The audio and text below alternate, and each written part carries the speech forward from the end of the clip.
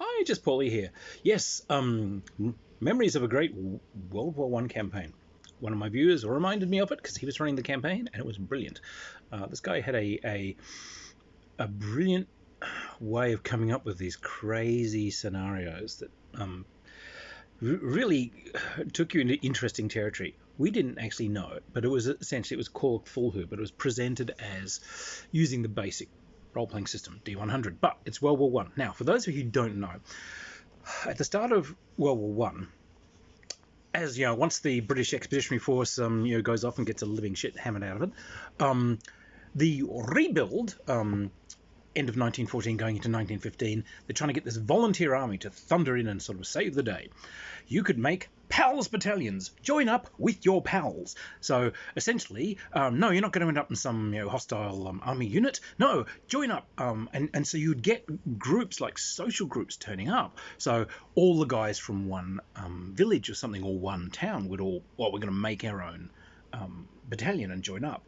Or there actually honestly was, it was like these sportsman battalions where they decided to make a regiment out of different sports associations, and so the people from all the different sports and recreation clubs turned up, and the idea, obviously, these are professional sportsmen, so they'll be big and wild and tough. They'll obviously be professional game hunters and professional shooters, and there were some, but some of them were like the local archery club or the local football club. Now, the tragedy of these battalions, of course, was that these guys are then the ones that get sent into the Somme in 1916, and so on. So when a battalion like gets wiped, it's like it's everyone from a village. Like, it's not kind of casually scattered around the country. It's like every single man between the ages of 18 and 40 that lived in this town is dead.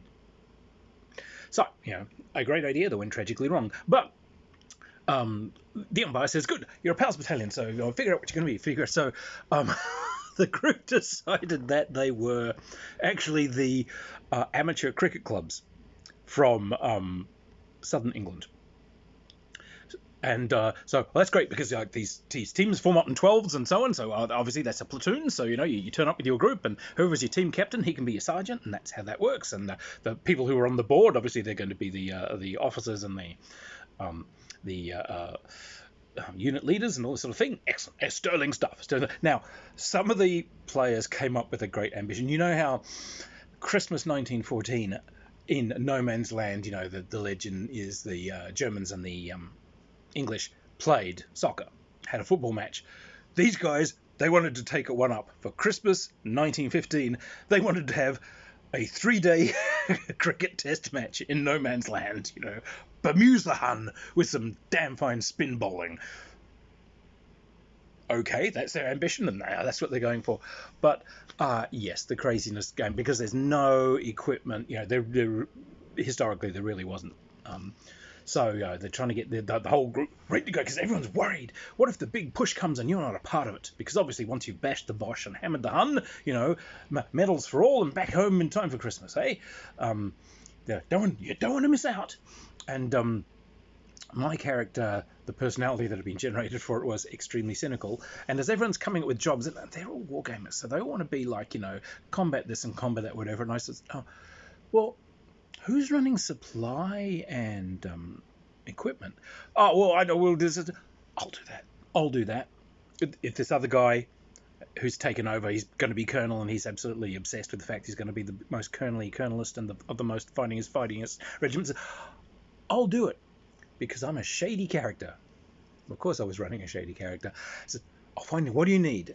Well, the thing is, we can't get the weapons. All the rifles and so on have gone to the main regular regiments and so on, so we're on the hind teat for those.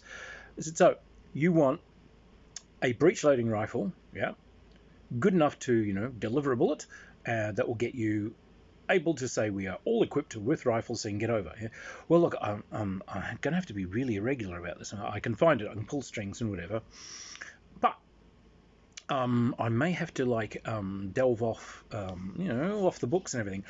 I need leaf papers for myself, so I can explain why I'm kind of off the main piece, rummaging around places. So the guy playing the colonel runs out these papers and leave papers, blank ones, and said, all right, well, you can sign these for yourself. I'll pre-sign them, and you just put in the date. So essentially, my plan was I've got leaf papers that I can cash in just before any major big push, when the lads go over the top.